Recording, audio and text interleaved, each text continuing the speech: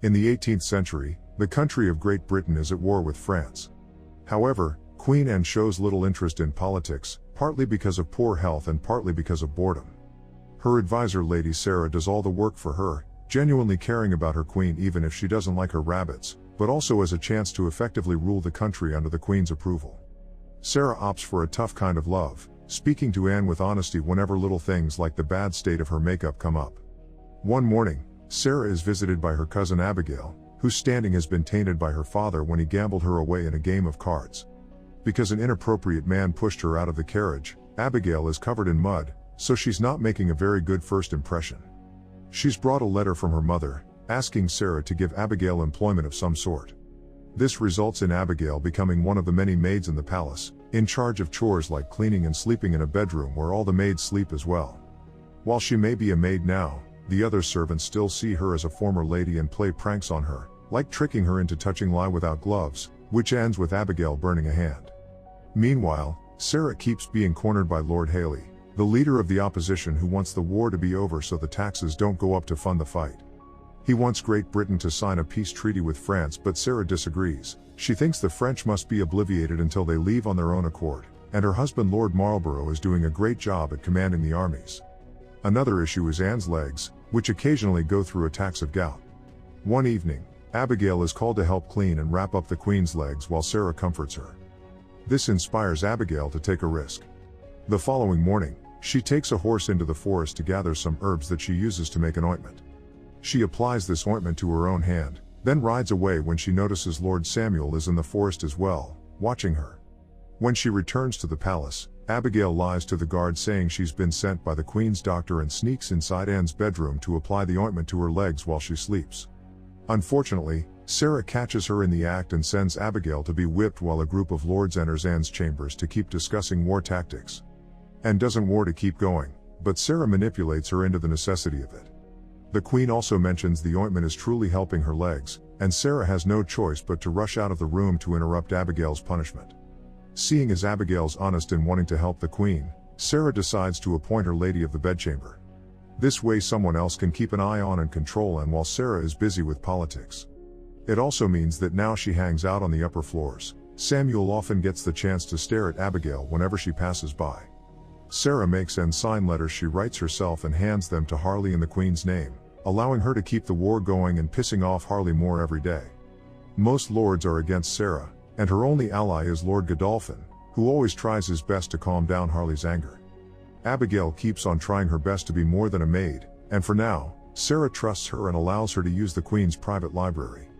One afternoon, Sarah takes Abigail outside to teach her how to shoot, so Abigail takes the chance to ask Sarah how she can support war when it puts her husband in danger. Sarah explains there's always a price to pay for safety, and she's willing to pay it. As days pass, Abigail gets bolder and flirts with Samuel when she comes across him in the corridors, which Harley finds very interesting. Still not willing to give up, Harley approaches Anne during one of the Queen's many royal parties, but Sarah keeps him away by mentioning a party isn't the place to discuss politics. Then, she tries to entertain the Queen with a lovely dance she performs with a lord. However, Anne hates it, and after telling Harley she won't raise the taxes just to anger Sarah, she asks to be taken back to her chambers. Anne slaps Sarah, who apologizes for her making Anne jealous. The two women get closer when they reach the bedroom, unaware that Abigail is in the library and can see it all. This is how Abigail learns the Queen's biggest secret: she's having an affair with Sarah. Doing her best to be quiet, Abigail sneaks out of the room and bumps into Harley, who wishes to have a talk with her. He knows Abigail used to be a lady, and he promises he could bring her back into the higher leagues if she accepts to spy for him. However, Abigail refuses because she owes Sarah her new life, so Harley tells her to think about it after pushing her to the ground. The next day, Sarah convinces the Queen to announce there will be a tax rise after all. Annoyed, Anne requests to be taken back to her chambers while Sarah goes out to do some shooting with Abigail again. Abigail takes the chance to tell Sarah about Harley's offer and swears she'll never accept because all of Sarah's secrets are safe with her, including the biggest one. Sarah immediately understands the implication and shoots at the air near Abigail's head as a warning of what may happen to her if she ever opens her mouth. Back to Anne, she's bored of being alone in her bedroom playing solitaire and sends the servants to pick Sarah, who is busy dealing with the palace's financial books. When Sarah comes to the Queen's chambers, she finds Anne standing at the window and drags her back by the clothes before she does something stupid. Crying, Anne begs Sarah to take the day off, but Sarah reminds her work needs to be done, so she'll only come by later when she's done. Unfortunately, the audience with the lords gets rather fiery and Sarah can't cut the meeting short, so she sends Abigail to entertain the queen instead. Anne doesn't want anything to do her, but Abigail manages to win her over by releasing the rabbits and playing with them. While the two women play with the bunnies, Anne confesses she has 17 of them because she's lost 17 babies, who were all born dead. Later in the evening, Abigail is approached in her room by Samuel, who is wearing clothes and makeup similar to the fancier lords. Abigail tells him she may consider getting together with him in the future, then kicks Samuel out, and a disappointed Harley is waiting for him outside, because it had been his plan to send Samuel to seduce and bring Abigail into their side. The next day, Sarah takes Anne riding to apologize for not being there for her the day before, but Anne confesses she liked Abigail's kindness. Since Anne likes Abigail, Sarah leaves her in her charge more often now so she can work. Unlike Sarah's tough love, Abigail constantly showers Anne with compliments and doesn't scold her when Anne gets in a bad mood. To cheer her up and help her with her boredom, Abigail offers to dance with Anne in the privacy of her bedroom, giving her the kind of fun she hasn't had in a while. Sarah catches them in the act and gets jealous, thus the next time they go shooting, she tells Abigail that she won't be needed around the queen anymore. However, when a servant comes by with a message, Sarah is irritated to hear and has asked for Abigail and not for her. Sarah doesn't let her go, she rushes to see Anne herself and threatens her while explaining she knows Anne is doing this on purpose to make her more jealous. One evening, Harley makes Abigail trip, demanding information. Abigail tells him nothing, and to get him off her back, she begins crying, effectively scaring him off. The next day, during the assembly where Anne should announce the tax rise, Harley begins the meeting by giving a speech about the queen's understanding and generosity. This makes Anne feel cornered and she pretends to pass out to get out of there. Meanwhile, Abigail's reading in the forest when she's approached by Samuel again. The two of them begin flirting as they chase each other in the woods, and Abigail informs him she accepts to marry him. Sadly, she can't do it because she's a maid, so she'll have to change a few things first. Afterward, she goes to the queen's room, and finding it empty, she gets some of her sweets for herself and gets an idea. Back to Anne, she's being reassured by Sarah and Godolphin that it wasn't her fault, Harley had set her up. Sarah promises to reset the date while Anne goes back to her chambers, where she finds Abigail sleeping naked in her bed.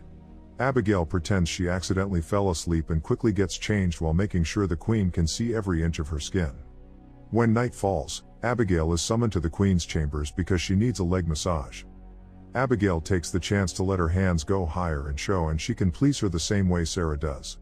When Sarah comes by later, she finds Abigail and Anne cuddling after their obvious activities and immediately leaves with a broken heart under Abigail's cunning gaze. The next day, Sarah is trying to find a book of hers and uses that as an excuse to throw books at Abigail, calling her a disloyal liar and sending her to work with the cleaning maids again.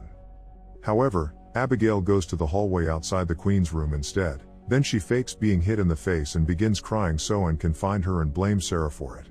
Later, when Sarah tries to convince Anne to fire Abigail for being a liar and a thief, the queen refuses. That afternoon, Anne is taken to have a mud bath for the sake of her health. Abigail keeps her company, but Sarah shows up and gets in the bath with Anne, entertaining her with some jokes to win back her favor. That evening, Anne chooses Sarah to spend her time with, and Sarah realizes Anne enjoys having two beautiful women fighting over her and seeing Sarah try her best to woo her.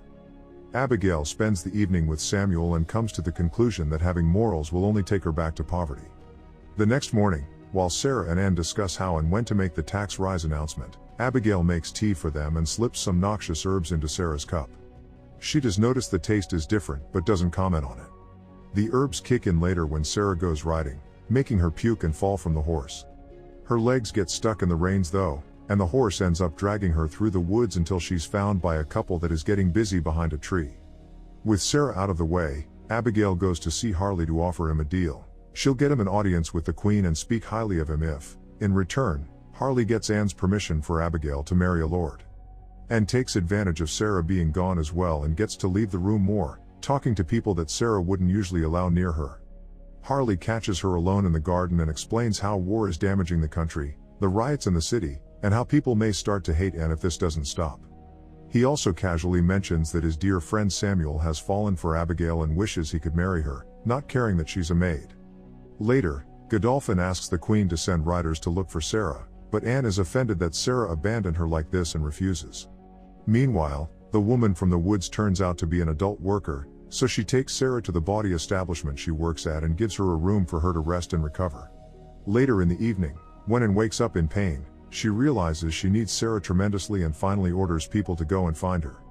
The following days, Harley takes advantage of Sarah's absence to ask Anne for things, and whenever Godolphin tries to stop him, Abigail cuts in with what pretends to be an innocent analogy that pushes the Queen to follow Harley's ideas. One evening, Anne is lamenting her pain again, saying she's nothing without Sarah. Abigail scolds her and reminds her she's a queen with a strength of her own. Touched by her words, Anne expresses a wish to make Abigail happy and grants her permission to marry Samuel. In fact, she knows Sarah wouldn't approve, so they do it that very same night before Sarah returns. Now Abigail's a lady again, her father's gambling debts are paid, and she and Samuel get the apartments in the West Wing.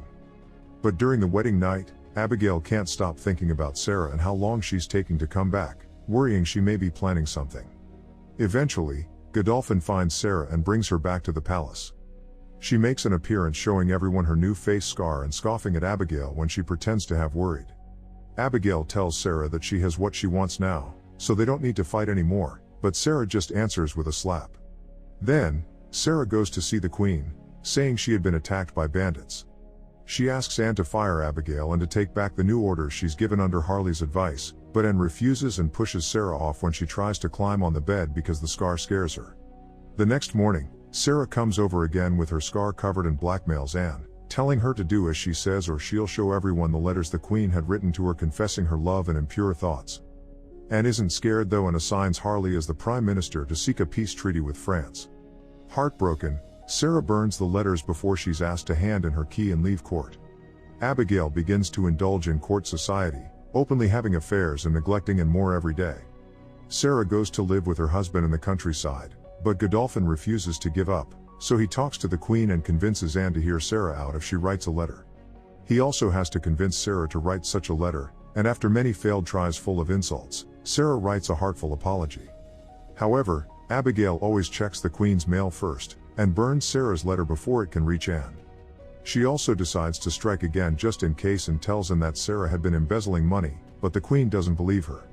However, since days pass without news from Sarah, Anne grows bitter and during the next assembly, she uses Abigail's lie to order the exile of Sarah and her husband from the country. While soldiers go to the Marlborough residence, Anne rests in her bed.